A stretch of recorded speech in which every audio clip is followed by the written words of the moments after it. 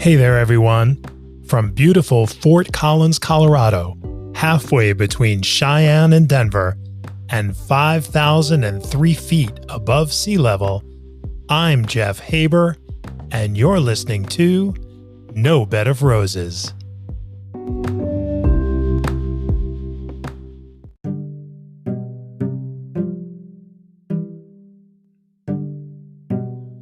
No Bed of Roses is brought to you by Connexus. How many times have you been watching a YouTube video, music video, a movie, and you've seen something that either you just have to have or want some information about? Good luck trying to get that jacket that your favorite star is wearing, right? With Connexus-enabled video content, you tap on that jacket and boom, you're taken directly to the merchant selling that jacket, but you never leave the video. It's truly sick. But this is audio and we're talking about video. You can see for yourself at Connexus. That's KENXUS.com. Connexus.com.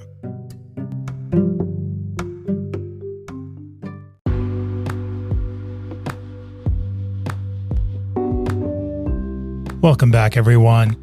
Kevin joins us again this week to talk about some of the more interesting jobs we've both had over the years. So grab your black bow tie and your running shoes and get that freaking car now, kid, or you'll never park cars in this town again. That and more.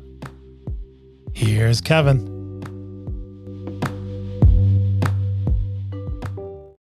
You know, it's funny because when I was in my very first pre-licensed real estate class in Orange County, I remember one of the instructors said, as soon as you get everything up and running and you're on your way, money. He had that kind of... Did he say that? Sort of, yeah, he's like, you guys are just going to be in the money.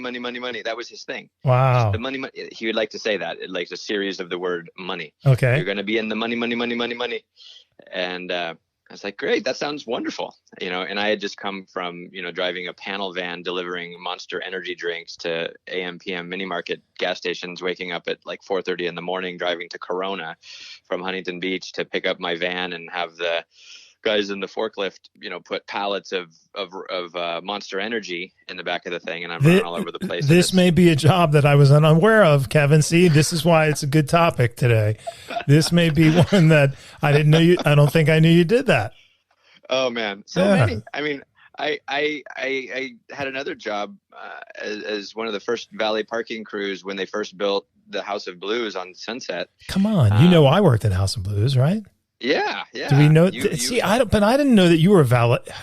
Maybe, do I know these things and I'm forgetting them, or? We may have probably talked about it over the years, but the guy who ran the valet parking company was a subcontractor, and we were doing an off-site valet parking job for Al Gore when he was in Brentwood visiting the Secretary of the Interior for some meeting or something like this. But the guy was so hostile, so mean, so aggressive. I quit that day. Right. The parking guy was really mean and hostile. The owner of the company. Yeah. He was just one of a kind asshole. He was yelling at everybody and just super aggro and aggressive and just mean spirited. And so I finally took off my little blue vest.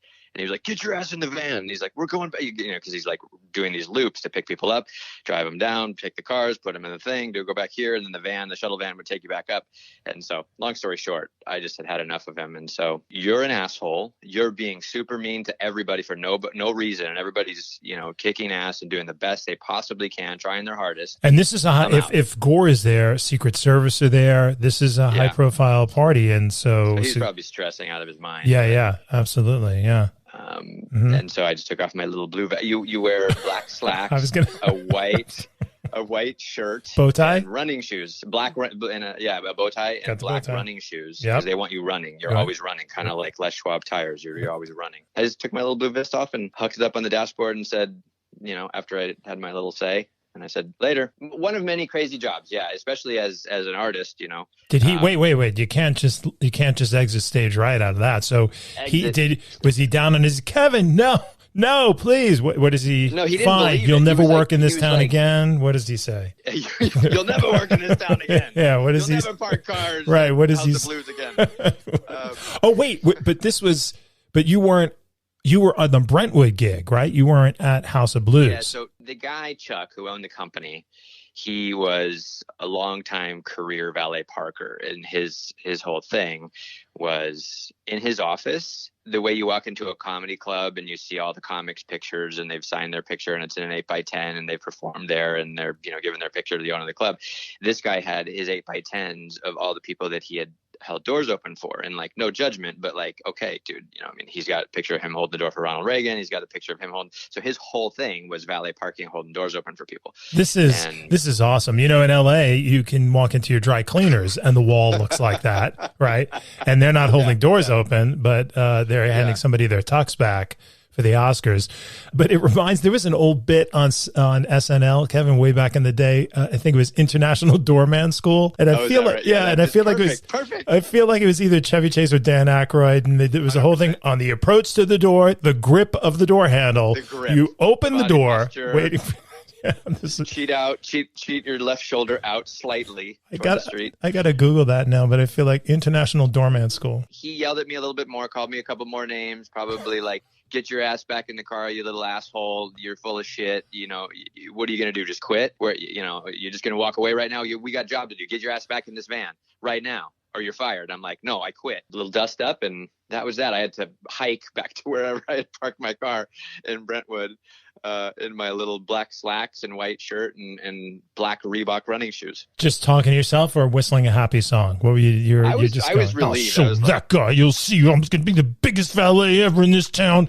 He'll rue the day. Rue the day, I say. Rue the day. I was relieved. I felt like it was just a weight off, like a burden had been lifted. Just, when you're working around toxic people, it was just like he was mean spirited, passive aggressive, unfriendly. I don't know how he stayed in business, honestly, but he was a mean human. What do you mean? You just described every producer.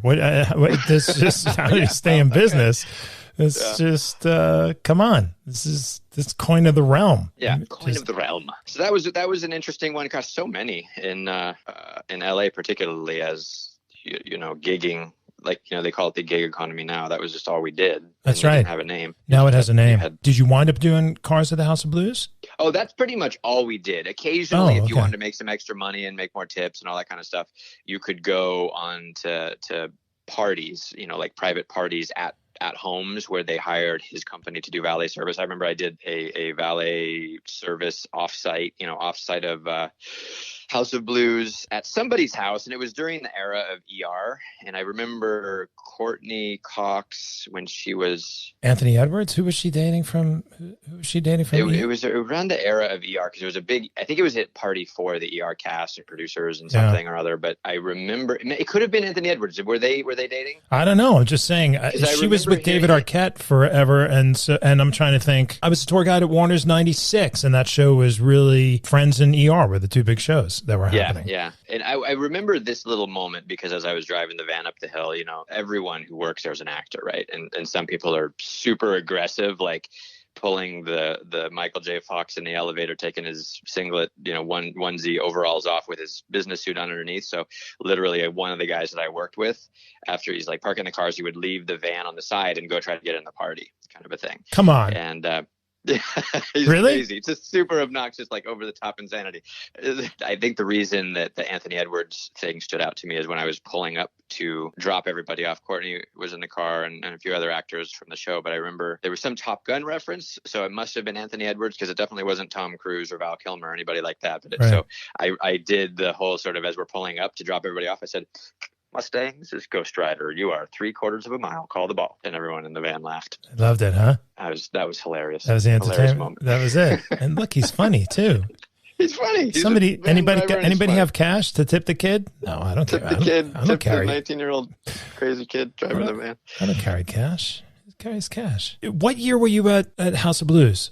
I feel probably like 94. I was going to say. So Kristen and I had a brief tenure there on the production team in 94. 4. So I was a camera utility guy, PA for House of Blues Productions. I think I told that's cool. when I escorted what a cool club, yeah. Oh my gosh, the Blind Boys of Alabama from across the street. That was amazing. I told you that story. I didn't. No, you didn't. Oh man, so the Blind Boys. I worked some great shows. That's when Hootie broke out. Hootie was there. 5 Blind Boys from Alabama. Stevie Wonder. Public Enemy was one of the more intense shows. But so many great shows, man. And they were just doing this by the seat of their pants, Kevin. It was weird. And so the cool Spanish style offices right across the street. That's where their executive offices were. But you guys were a subcontractor. But we were working directly for House of Blues Productions. Nice. So the Blind Boys were over at the offices late afternoon. I had to bring them over to the club.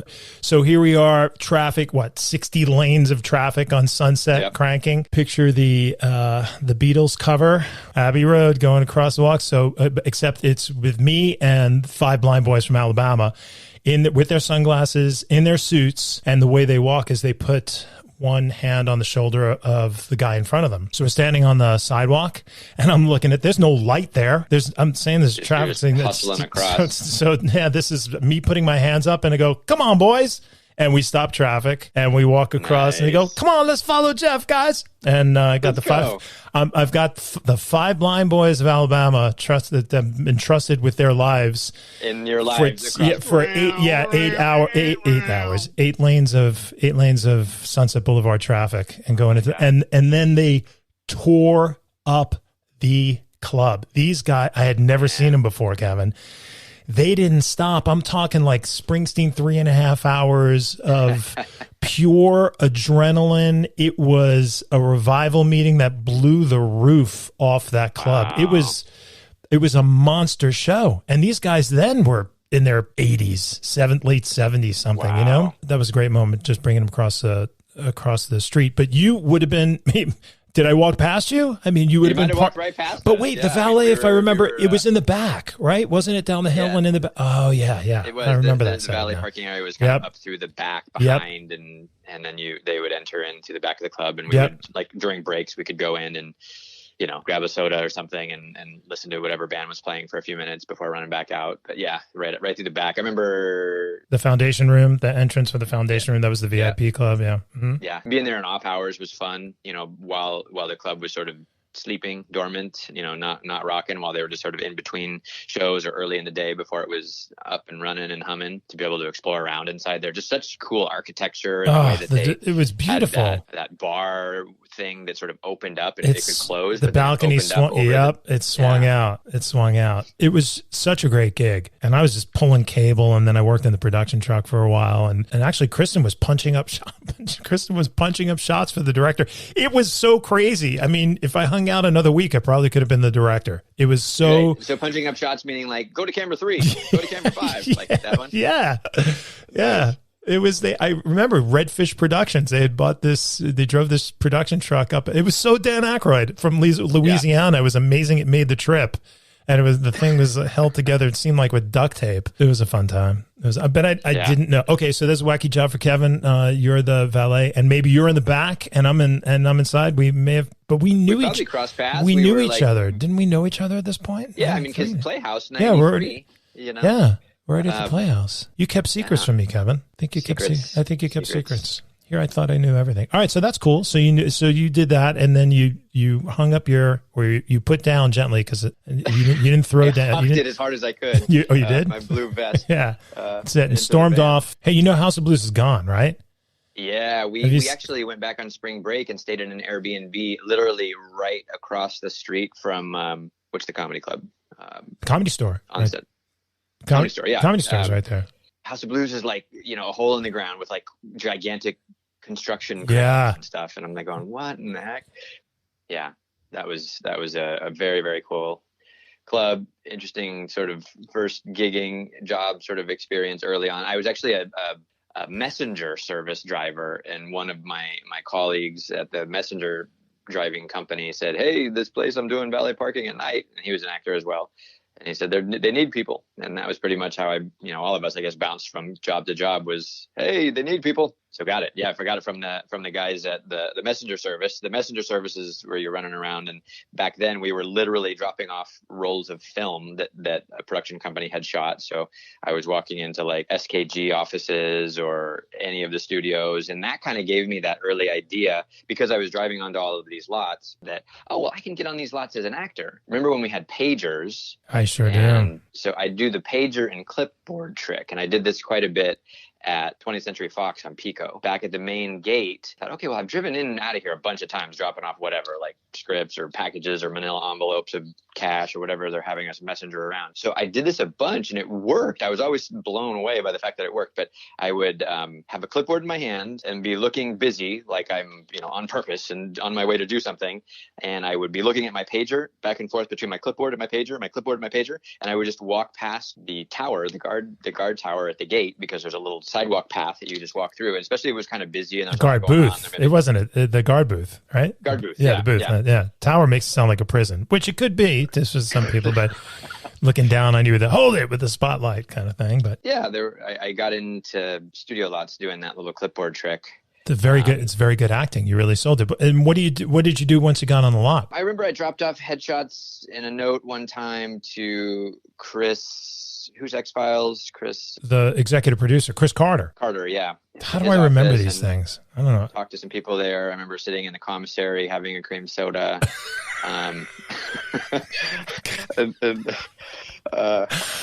Okay, I've just gotten onto the Fox lot. Let's see. Yeah. Things to do. Things to do. Let's go down the list now. Just stay on mission. Let's see. Okay, drop, headshot, resume, Chris Carter, check. Have cream soda. Have cream soda in commissary. And I just want to cut to you just going. Yeah. Just like with your messenger. Oh man! So I always remembered, the story of Steve Gutenberg snuck onto some lot and opened up his own office, in some vacant office. Oh God! That's why I became a tour guide at Universal, because of the Spielberg myth with him. Mm. Yeah, he had an office and an assistant and a driver. Nobody knew about it. And right. Yeah. Another gig that I was doing was, when you're say you're going to the shopping mall and somebody comes up to you and does a survey. Hey, can I do a survey for? Not now. I'm very busy. I have to get to Aeropostale and get these socks out of my way. Signature boy. I have to get to the body shop. You were inviting people to screenings of not yet released movies to get audience reactions audience, to whether they audience do we surveys. Change the movie? Do we do something different? Do we? The malls were a great place to do Think that. of how many jobs you could fit. Just it's plug and play. All right. You need clipboard, check. Pager, check. Pager. Sunblock, optional. Okay. Sunblock, yeah. Visor. You're not supposed to be connected to the entertainment industry or, married to anyone or whatever, like a spouse or family member. So that's sort of the first prerequisite where you're talking to someone. You say, "Hi, do you have a minute to take a quick survey?" I thought you meant for you as the employee, because that's ridiculous. Everybody's that would be a no. It's not happening. Okay, right. So do you know anyone, or have you ever sat next to anyone who is involved in any way, shape, or form with entertainment? Show business. Pretty much disqualified everyone everywhere within 100-mile radius. Sorry. Everyone does their version of whatever yes is for that. And, because they want some free movie tickets. You have to interview them on the spot, quickly screen them out for the screening, right? Yes. Hi there. Would you be interested in taking a quick survey for some free movie tickets? And people most of the time say, "Oh, sure." So I'm doing my thing, and you get paid based on how many people actually show up to the screening. So you might get 100 signatures, but you might have 20 people actually show up. What did you get per sucker? I mean, per I don't know, man. Candidate. Looking back, it might have been $10 a head or something. Yeah. I don't even know. Mm-hmm. It was ridiculous. I'm doing my thing. I'd probably been in the Beverly Center for an hour or something and probably making some good progress. And this guy kind of skips up to me. He's like, "Hi there. I want to be surveyed. I want to be surveyed. Please survey me. I want to be surveyed." And he's in sort of a like a very stylish outfit, trench coat down a little past his knees, and probably like some boots, like shiny army boots, and like heavy rimmed glasses, and like bleached hair, kind of like slicked back. And you're looking around at the guy, the 90-year-old guy with the walker, and going, how about you, sir? Sir. The guy can't even hear you. I don't sir, see you. Sir, you're if I pretend you're not there, you'll take that raincoat and the polished boots and go find Jeff at Aeropostale and get a twofer on the socks. Yeah. Mm-hmm. Okay. He's with a lady who looked sort of kind of Euro chic, sort of the same sort of like cool coat and like boots and stylish hair, kind of like dyed, sort of a kind of as I recall, kind of like a reddish color, and also glasses, and like the handbag kind of drooped over her arm, and like her arm kind of like up at 12 o'clock, like from her elbow, sort of like the look that you got holding the bag and for the look at my $10,000 bag. Look. Yeah. Yeah. He's got my attention. I was like, sure. Okay. Yeah. These are tickets for a free screening to such and such movie. Couple of questions first that would disqualify one from being able to get the tickets. Are you involved or part of or married to anyone in the movie industry? He's like, yes, I am. I'm a director. And I'm like, yeah, right. So everybody is a director, right? It's like what I really want to do is direct. And like everyone that you run into at Beverly Center is a director. Okay, cool. I said, and so what I would usually do with people God, Kevin, I really would pay money to see this, because I can see even just that where you just I'm like, so we Kevin might be able to work around this. There might be a workaround. Oh yeah, Kevin's thinking, I got $10 on the line here, man. Yeah, 10 whole dollars. Let me close this guy. Make this work? Let me close this guy. I'm killing myself. God. Okay. All right. Good. It's great. And I said, well, technically, we could probably do it, but you just, you can't technically be in show business or in the movie entertainment business. And he's like, well, I just finished directing a movie actually right now. And I was like, oh, really? Okay. Well, what movie are you directing? He's like, Romeo and Juliet. And I was like, oh, nice. I'm pretty sure I saw that, like the one with Leonardo DiCaprio and Claire Danes. That one? And he's like, yes, that's my movie. And I was like, great. And I'm still like kind of going along with it, going like, okay, whatever. I was like, yeah, I enjoyed it. Great film. Also, so I'm guessing like Strictly Ballroom before that. He's like, yeah, absolutely. And I'm like, oh, okay, cool. Well, if I could just get your name and your information on here, then, I can get you the tickets and we'll be ready to rock and roll. And then Baz. Yeah, it was Baz. As we were kind of doing the paperwork and filling everything out, and he's like kind of bouncing sideways and looking all over the place, kind of like hyperactive, like very, very active. We're talking. I said, so director, great. Okay, cool. Yeah, I'm an actor, as a matter of fact. He said, great. So what sort of things are you doing? And I said, well, I'm doing this and I'm working on that and doing some commercials and doing a lot of plays and some parts on TV. And he's like, great. I said, so are you doing something next? I'd love to be able to work with you. And is there anything that I can do to help or get involved or watch or help out in any way? And, something like that. And he's like, tell you what, bring whatever you have, the picture or resume or whatever you carry with you. Just bring it to us at Fox. We have a bungalow there. We'll put your name at the security gate. Hold on a second. And Fox, that's your studio, right? Right. And that's like the whole connectivity of the whole thing, right? I'm like, I know this place. I had, cream soda in the commissary. I'm good. You own that joint. Yeah. That's like my stomping ground. Yeah. And so I'm still kind of like, is this guy for real? Because I didn't know what he looked like at the time, or I didn't know from publicity or whatever, but it's starting to kind of gel a little bit. CM, who I think is like his wife or definitely his production partner, that when I've looked through other things that they've done, I think it's Catherine Martin, I guess goes by CM. He said, and that's who was standing next to him, and she was pretty quiet the whole time, but he said, when you get there, tell them that CM is instructed for you to bring your package to us, and I think it was a person named Kevin, actually, or someone like that, a Kevin or Craig or something like that in the office, and you can chat with him and let's see what we might be able to do. And I said, great, will do. And so I definitely did that, after I gave him his tickets and said, great, nice meeting you. And off he went. And I don't know if you ever attended the screening or whatever, but I took him up on the thing, and lo and behold, I went to the security gate. My name was on the board. I was like, holy shit, he was for real. Drove onto the lot, drove around, followed the directions, and got to the little bungalow, wherever it was. Went up, knocked on the door. A guy came out, kind of knew who I was or was expecting me. We chatted for a little bit. He said, great. He was for real. I always felt like being an actor was the greatest job in the world. I guess from an inspiration perspective, talking about the number of interviews or auditions that we've all gone on, right? When you're early in your career in the trenches and just getting after it, commercials were never my strong suit. For some people would just book commercials all the time and were great at it.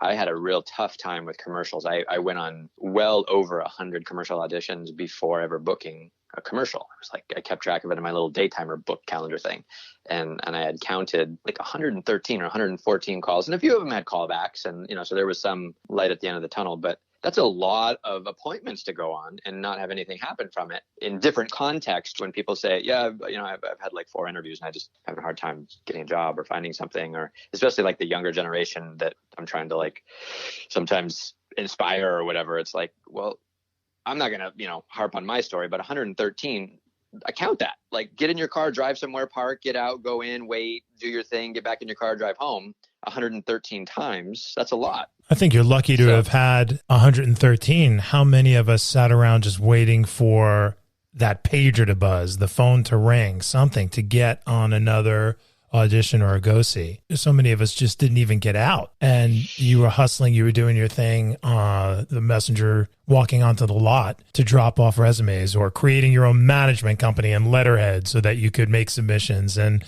you remember the breakdown hustle that everybody used to do back in the day? And you remember that? There was just there's a whole ecosystem that thrives and survives on that desperation of actors, wannabe actors, people just trying to get seen, just trying to get auditions. So if you had that many, I think, and it's interesting, your perspective is, man, there was a lot.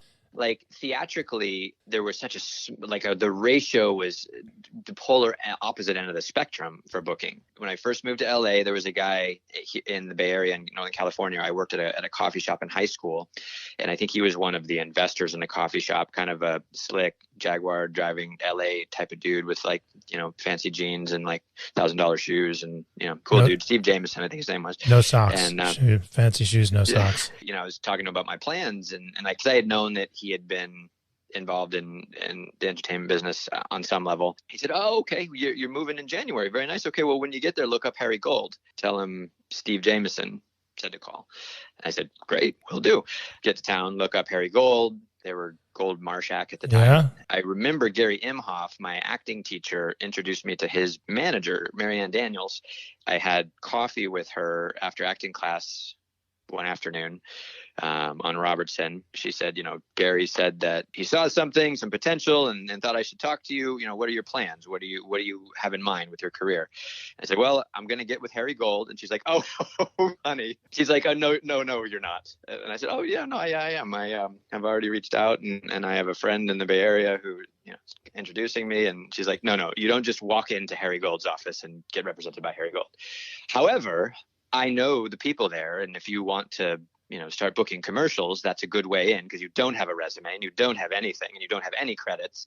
And if you want to get a start, I can represent you and get you in the door there, and you can start booking commercials, and that will be a start. I said, great. All right, let's do it. And so lo and behold, she was for real and got me in, and can't remember her last name, but it was Samantha something at Gold Marshak in the commercial department. Went in and talked to her, and it was, when I had long hair and I was 19 years old and literally in town for like a month or two, and signed with them and started going on calls like crazy. And, but I don't know what it was with commercials. It was just, I don't know. I have no explanation. It took a long time to finally book a local shoe store, industrial shoe warehouse commercial, because it had skateboarding in it. And I did some skateboarding stunt work and also some on-camera stuff of like just antics, crazy, like physicality and stuff. But yeah, I mean, look, Kevin, you're going to be typed. If they weren't casting for the son on Third Rock, which Joe Gordon-Levitt got, you would have gotten it. If they weren't looking for Skater Kid, then you weren't going to be working. I mean, with the way you looked when you got to town, right? I mean, that's just right. That's just the reality, especially for commercials, which are just really so narrow.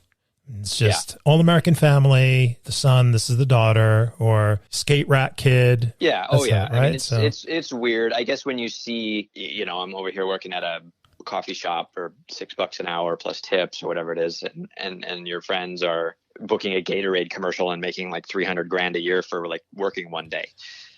And it's like, how I want to crack that code and not have to work at the coffee shop anymore. But theatrically, it was a lot different, like getting with a theatrical agent and booking much sooner, like first couple of auditions, call back, first, right then, boom, boom, and then you're booking. And so there was something, and I had cut my hair by then. So maybe that was the trick. I'm telling you, open up the opportunities. How do you say anything other than it's just completely wacky? And there are so many people. You were fresh. You were there for a month. That's when you're interesting to everybody. We know that.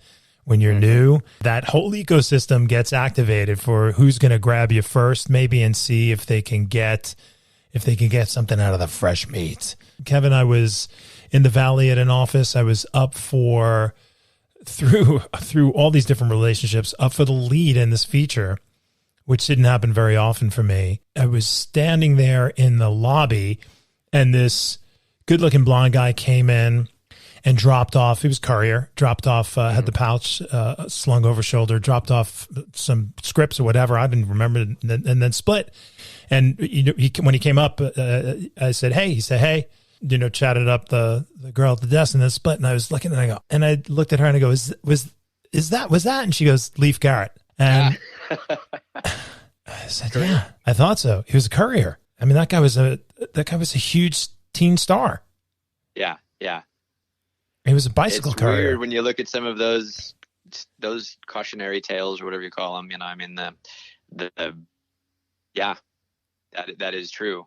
There is that angle of it where it's like your heart kind of sinks for those situations, and I can relate for sure, because and the point that you say with like fresh, and you're new and you're like squeaky behind the ears, and that's interesting and magnetic and forever. But you look at like the stylization is what casting is like these days.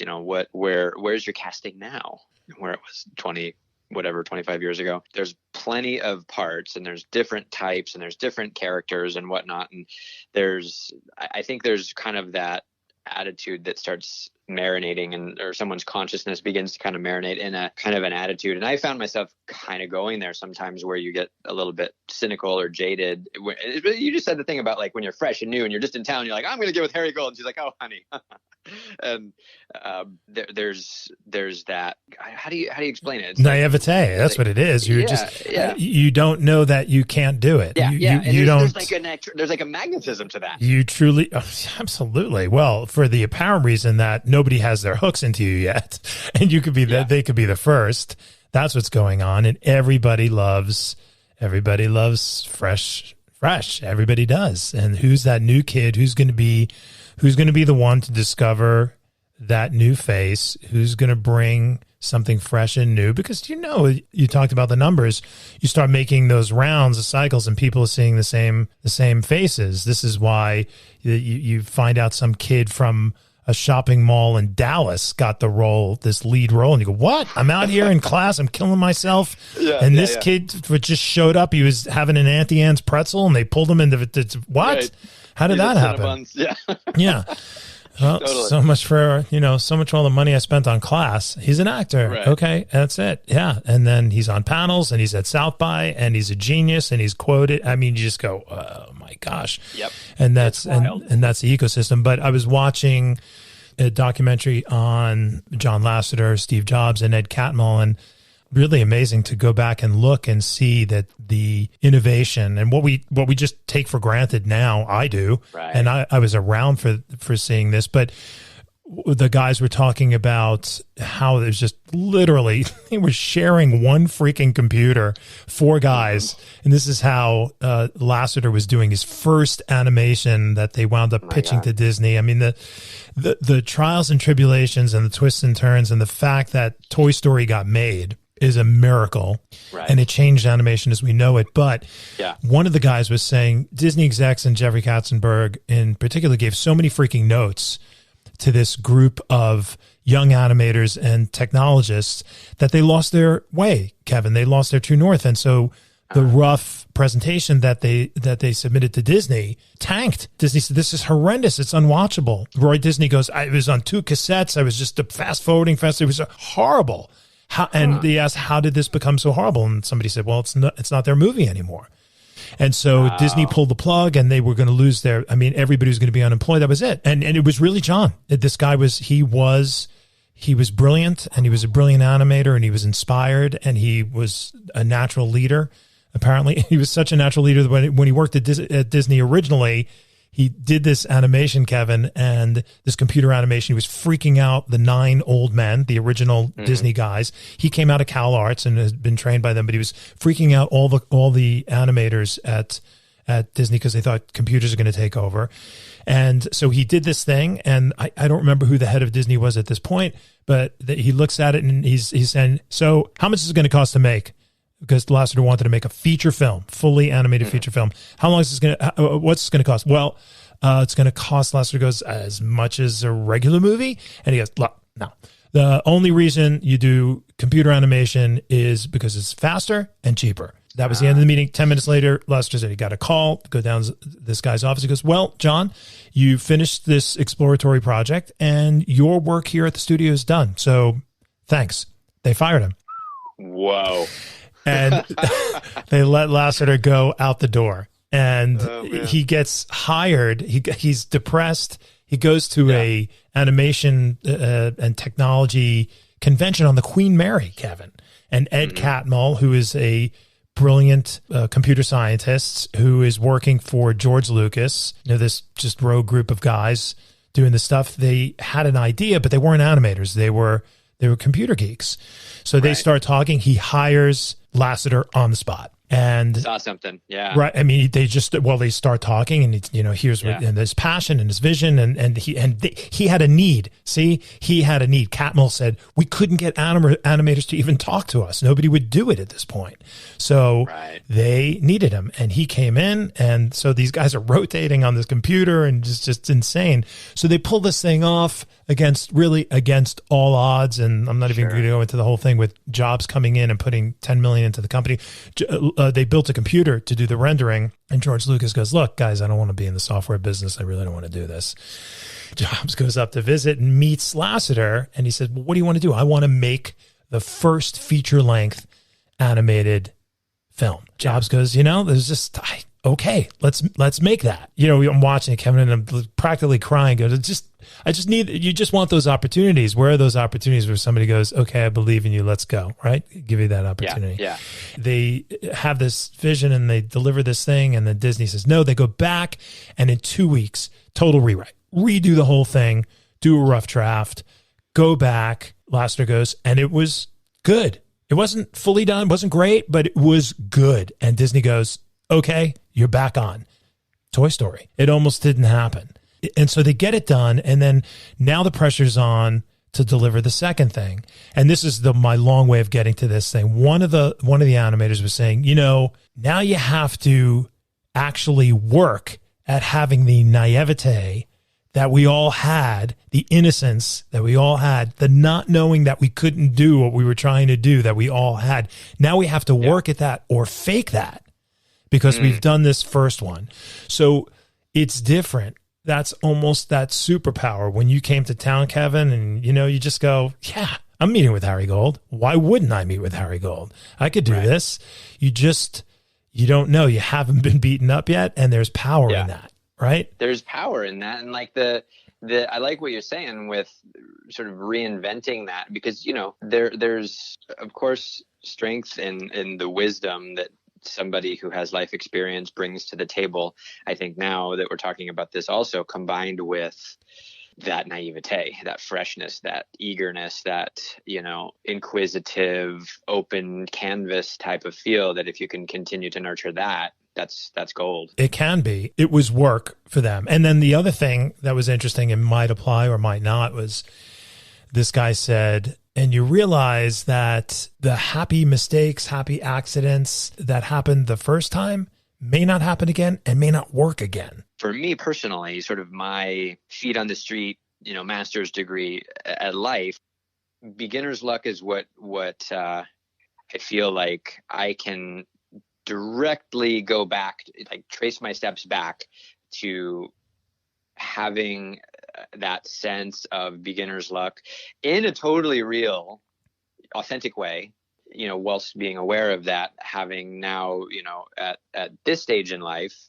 continuing to bring in that inquisitive, hopefully not too jaded, not too cynical perspective of still being a beginner's luck, while also having some wisdom in life that I think is also important and also attractive, to bring into the fore. But I think the special, unquantifiable, special ingredient that just exists is always there. You just have to kind of like peel away these layers sometimes, because one of the things that I've been noticing a lot lately, thoughts go through our head, thoughts go through my head. Those aren't necessarily true thoughts. And so you got to be careful about, number one, recognizing certain thoughts that are going through your head. Are they counterproductive? Are they not serving you? Are they not serving me as I, go through this adventure, and continuing to have that sort of youthful exuberance and enthusiasm and sort of inspired energy, no matter where you go. And I think sometimes it can come from,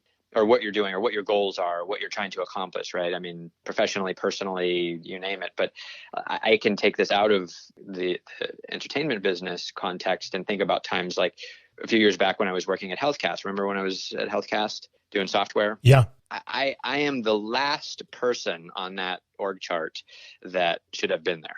I mean, I'm surrounded by PhDs and masters and people with computer science degrees, and I am like the ugly duckling of this total tribe that I somehow, I think by alchemy and by just that sort of exuberance of willingness and openness, figured my way in the door, and thus ensued a 3.5-year software career with a bunch of heavy hitting industry top level people. And I was so frequently feeling like a fish out of water, so out of place. Like any minute someone's going to come along and like pull back the curtains and go, "Oh, now we figured out who you are. You're an imposter. Okay, pack up. You're out of here. Get on your way." The Chris Rock suitcase. Yeah. Part of this is the sense of maintaining the sense of wonderment at what you're doing and what you don't even know that you might be doing. And that could lead to who knows what opportunities. It's so nonlinear. If you just think back to the stories that you just shared from the valet or from the clipboard in the Beverly Center with Baz Luhrmann and Catherine Martin showing up, it's nonlinear. Yeah, and it totally is. Are you ready when something presents itself? And that readiness may or may not be the moment, but are you ready to be still open and filled with a sense of wonderment of what might be?